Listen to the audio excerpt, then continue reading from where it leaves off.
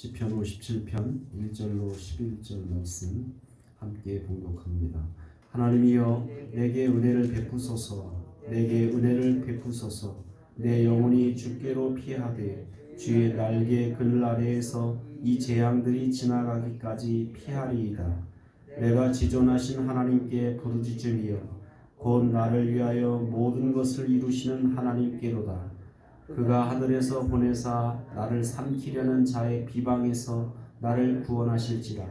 하나님이 그의 인자와 진리를 보내시리로다.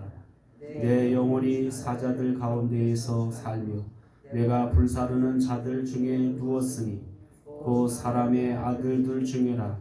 그들의 이는 창과 화살이요 그들의 혀는 날카로운 칼이로다. 하나님이여 주는 하늘 위에 높이 들리시며 주의 영광이 온 세계 위에 높아지기를 원하나이다. 그들이 내 걸음을 막으려고 그물을 준비하였으니 내 영혼이 억울하도다. 그들이 내 앞에 웅덩이를 팠으나 자기들이 그 중에 빠졌도다. 하나님이여 내 마음이 확정되었고 내 마음이 확정되었사오니 내가 노래하고 내가 찬송하리이다. 내 영광아 깰지어다. 비파야 수금아 깰지어다. 내가 새벽을 깨우리로다. 주여 내가 만민 중에서 주께 감사하오며 문나라 중에서 주를 찬송하리이다. 무릇 주의 인자는 커서 하늘에 비치고 주의 진리는 궁창에 이르나이다. 하나님이여 주는 하늘 위에 높이 들리시며 주의 영광이 온 세계 위에 높아지기를 원하나이다. 아멘. 사람이 위기를 만날 때 어떤 마음을 갖고 어떤 생각을 가지느냐, 어떤 태도를 가지느냐에 따라서 전혀 인생이 달라지게 됩니다. 그래서 잠언서 기자는 우리가 마음을 잘 정하고 사는 것, 마음을 잘 살피는 것, 이것에서 생명의 근원이 난다라고 이렇게 말하고 있습니다. 그러니까 어떤 마음을 똑같은 상황인데도 어떤 마음을 품느냐에 따라서 행복한 인생이 되기도 하고 또 지옥 같은 인생이 되기도 한다라는 거예요.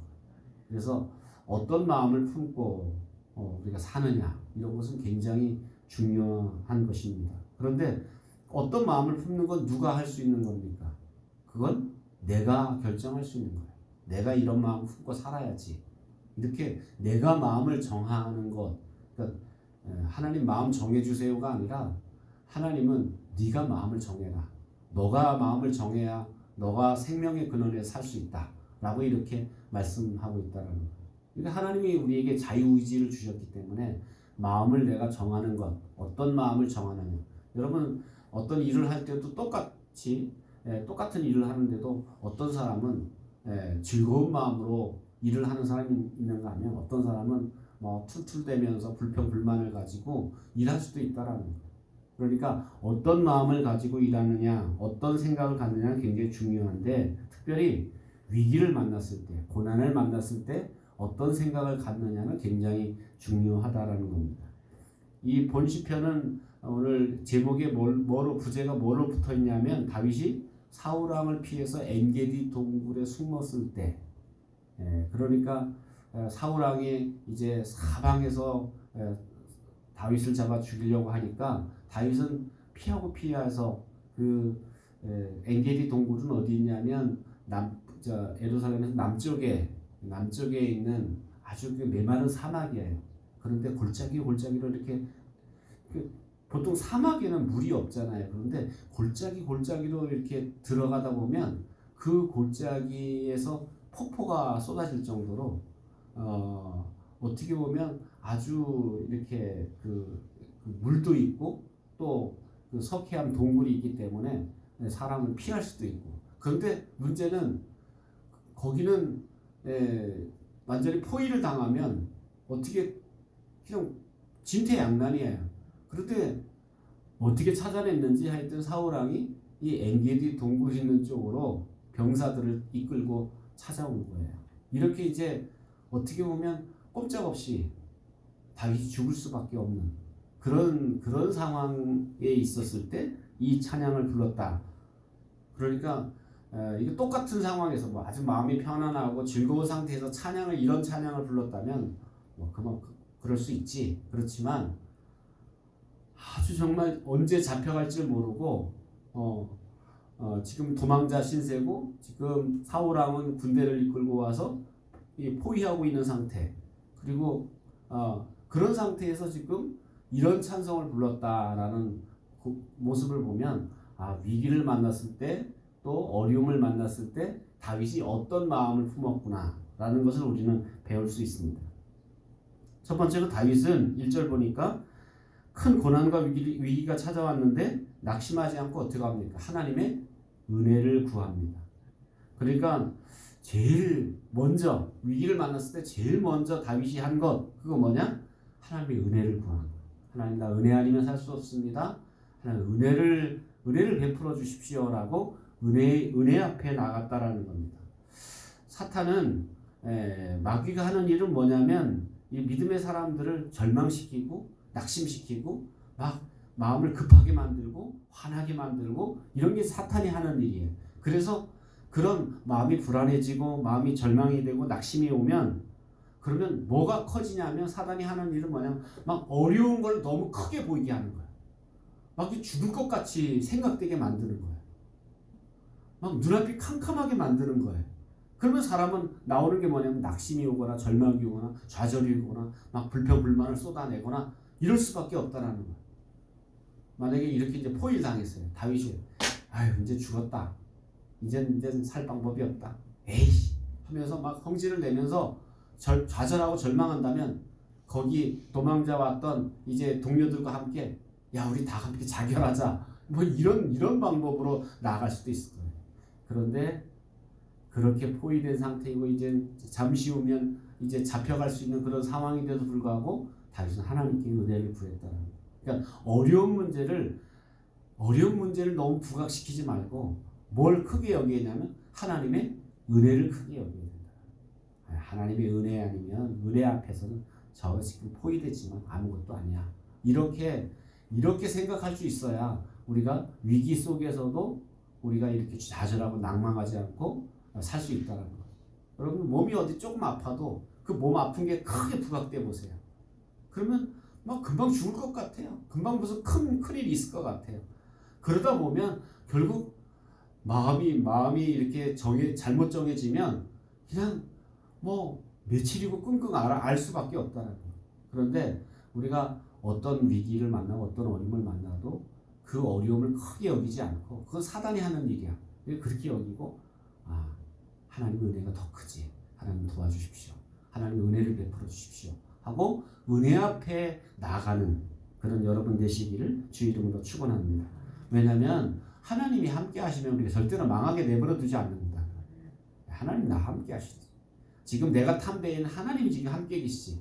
그러니 절대로 망하지 않는다. 어제 아이들하고 이제 뭐 배 타는 게 있는데 막 어떤 애들은 막 뭐 배를 처음 타본 애들은 이게 자기들이 노를 지어서 가야 되니까 뭐 물론 안전장치가 다 있는데도 불구하고 막 불안해서 뭐 어떻게 견딜 수 못해서 다시 자기들 안 타겠다고 돌아오는 아이들이 있는가 하면 어떤 애들은 또 아주 담대한 애들이 있다는 거예요. 그렇지 내가 빠져도 물에 빠져 혹시 빠진다 할지라도 나는 지금 안전조끼를 입었기 때문에 그리고 안전요원이 나를 건져줄 게 걱정 없어 하면 자유롭게 그것을 즐기는 아이들이 있는가 하면 막 내내 불안해서 견디지 못하는 아이들이 있다. 그러니까 어떤 마음을 품느냐는 굉장히 행복하게 인생을 사느냐 불안하게 인생을 사느냐 이 삶의 질이 달라진다는 거예요. 그래서 첫 번째로 우리가 어려움 당하면 은혜를 구하는 이 다윗의 자세를 배워야 된다는. 두 번째 다윗은 고난 속에서 위기 속에서 하나님 찬양하기로 정합니다.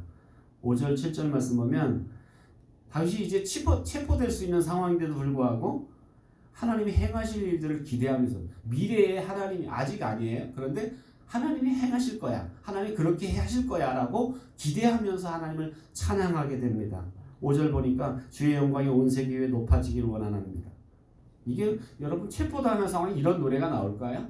근데 이제 앞으로 하나님 그렇게 하실 것을 기대하니까 그런 찬송이 나오고 17절에도 보면 내 마음이 확정되었사오니 내가 노래하고 찬송하리로다. 다윗이 마음을 정했다라는 거예요. 어떻게 하기로? 하나님이 행하실 일을 기대하면서 난 찬송하기로 마음을 정해버린 거예요. 그럼 어떤 마음을 정하고 사느냐는 굉장히 중요하다는 거예요. 그러니까 고난 속에서도 찬송이 나옵니다. 세 번째로 다윗은 7절 보니까 새벽을 깨우리로다 라고 이렇게 고백하고 있습니다.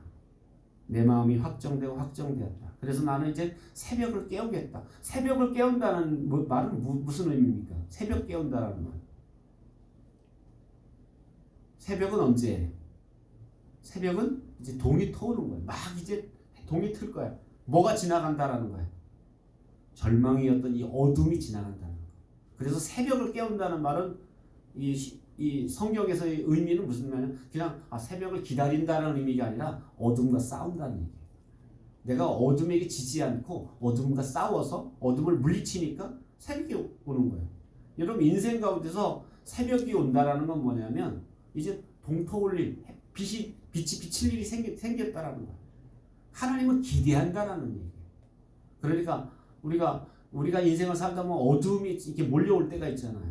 뭐 이런 절망스러운 일들이 우리에게 찾아오기도 하고 때론 질병이나 죄악이나 이런 어둠의 밤이 우리에게 몰려올 때 그럴 때 우리가 이 어둠과 싸울 때 그런 의미를 뭐라고 말하냐면 새벽을 나는 깨우겠다. 나는 이 어둠에게 지지 않고 나는 새벽을 깨울 것이다. 어둠과 싸울 것이다. 그 어둠과 싸우는 비결은 다윗은 뭡니까? 새벽을 깨워서 기도하는 것. 하나님을 기대하면서 기도하는 것. 그래서 새벽 기도가 생겼는지 모르겠지만 아무튼 이렇게 우리가 새벽을 깨운다는 의미는 내가 어둠에게 절망 속에는 살지 않고 하나님께 기도할 거야. 나는 하나님의 능력으로 나는 이 어둠과 맞서 싸울 거야. 이런 고백이다라는 거죠. 그래서 오늘 저와 여러분이 이 새벽을 깨워서 이 어둠, 여러분 속에 찾아오는 어둠의 세력들과 맞서 싸우는, 그래서 이기고 승리하는 여러분 되시기를 주님의 이름으로 축원합니다. 기도하겠습니다. 말씀을 기억하면서 함께 기도할 때 어려울 때일수록 위기 때일수록 내가 하나님이 은혜 주시고 은혜를 구하고 하나님을 찬양하기로 마음을 정하고 어둠과 싸워서 새벽을 깨우는 그런 삶을 살게 해주십시오. 그리고 또 다음 세대를 위해서 이제 내일과 모레 있어질 아동과 어린 영혼들이 주께로 돌아오게 해달라고 또 저들의 마음을 하나님께서 인도해달라고 기도하고 여러분 자신의 기도 제목을 놓고 기도합니다. 사랑과 은혜가 풍성하신